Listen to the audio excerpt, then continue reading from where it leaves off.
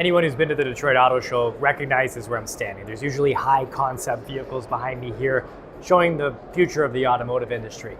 This is the battery and electric vehicle show for North America, so a much narrower focus.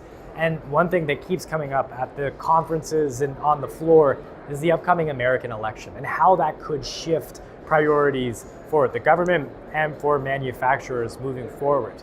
At the conference that I attended, one of the panelists said that if former President Donald Trump gets elected, there's a belief that there could be a sledgehammer or a scalpel taken to some of the policies and initiatives that have been used to spur investment in the auto industry, specifically talking about those massive battery plants that have spurred up across the United States.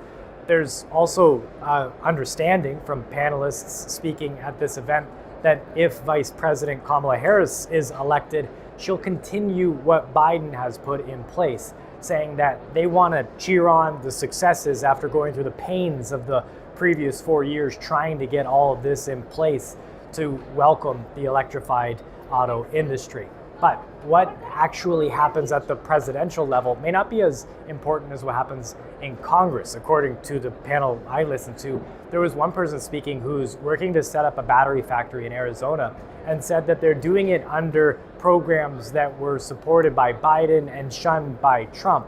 So what happens if there's a change election? She believes because of the bipartisan support within the state for that project, because of the jobs attached to it, it might actually be easier to continue with some of these programs at the congressional level because of the way the power structure is set up in the United States.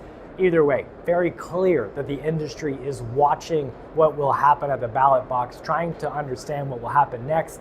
And once again, hearing from industrial sources at this show, the same thing we're hearing in Canada, that there are people withholding investments, waiting to see what happens in November before deciding what to do with their money, worried that spending it now might be backing the wrong program that could be in jeopardy if something happens in November. Chris Ensing, CBC News, Detroit.